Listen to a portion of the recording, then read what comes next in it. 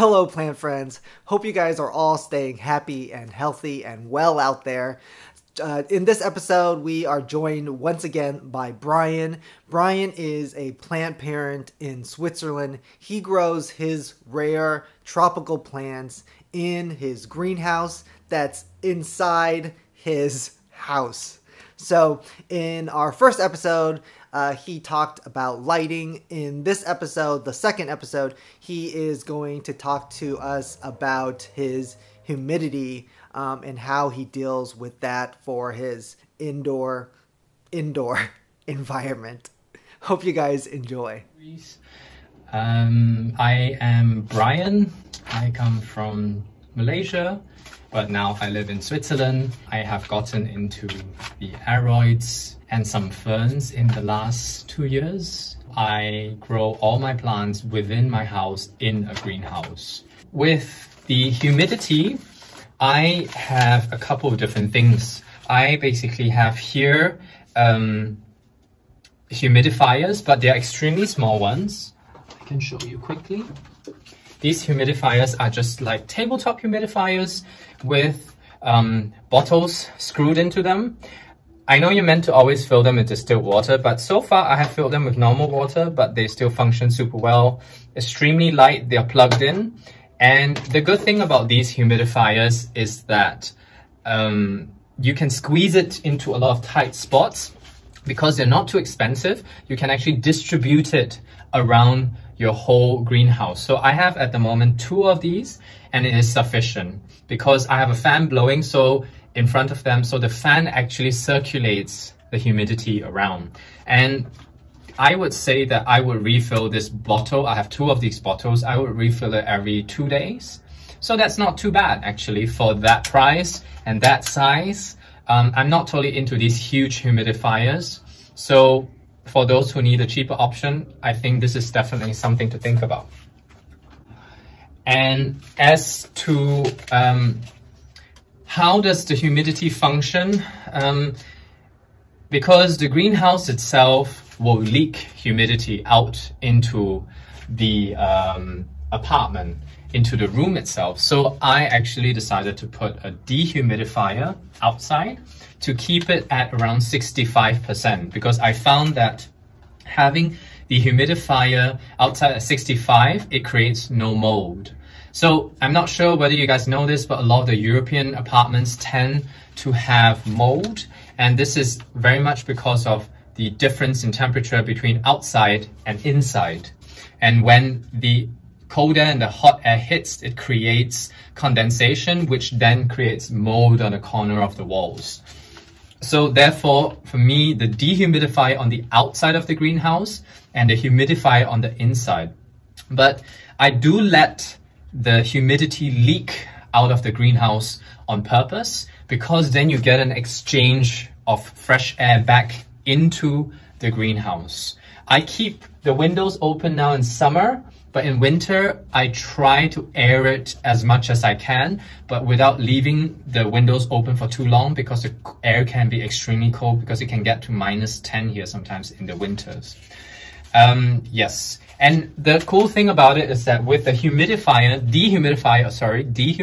on the outside, because it pulls in a lot of water and it fills up the tank, I decided to drill into the dehumidifier and pipe it out so that I can reuse this water as distilled water. So it kind of does multiple things. It dehumidifies the room outside, but at the same time, it gives me all the distilled water that I can reuse to water my plants. Yes, so this I would say would be roughly what my humidifying setup is about. And with misting, I have tried misting. I'm not a big fan of it. I think in a greenhouse setup, especially when there is difficulty in airflow, which I cannot provide it like a real greenhouse, I tend to mist it a lot less. The only times where I really mist it is when I think the air is so dry, and also that the leaves have the capability to dry very quickly. Recently, I've started to use a fertilizer called LGL, and it has been really good.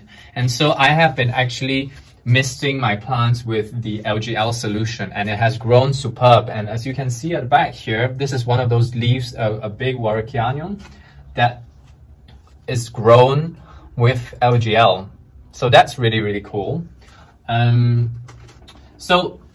But as I have heard, anything above 26 degrees, you shouldn't mist it, because apparently the stomas of the leaves actually close and it's not able to absorb anything.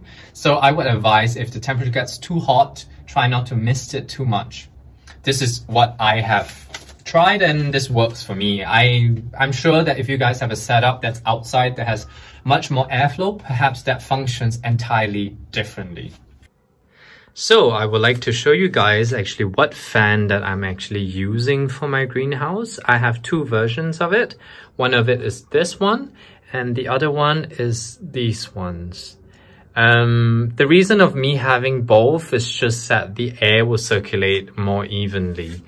This one is constantly on. It comes in different speeds, as you can see, and it oscillates as well. What's cool about this is when it oscillates, the air actually distributes itself all the way through the greenhouse.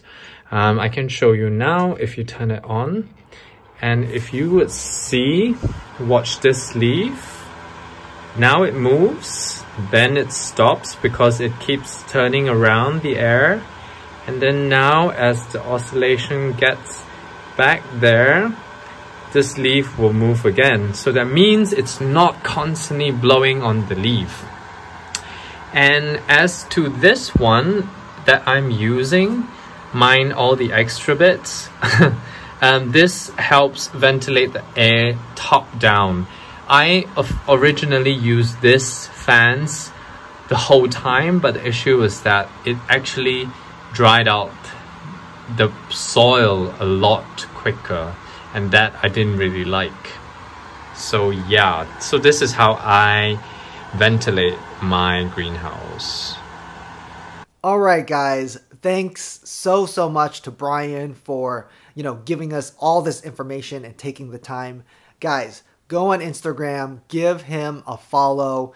After he sent me these clips, he messaged me afterwards and said there was like so much he left out and didn't have time and or think about talking about. So definitely give him a follow. Lots of such just absolutely great information. Real scientific research based information that that he has and he's totally willing to share. So Brian, thanks so much again.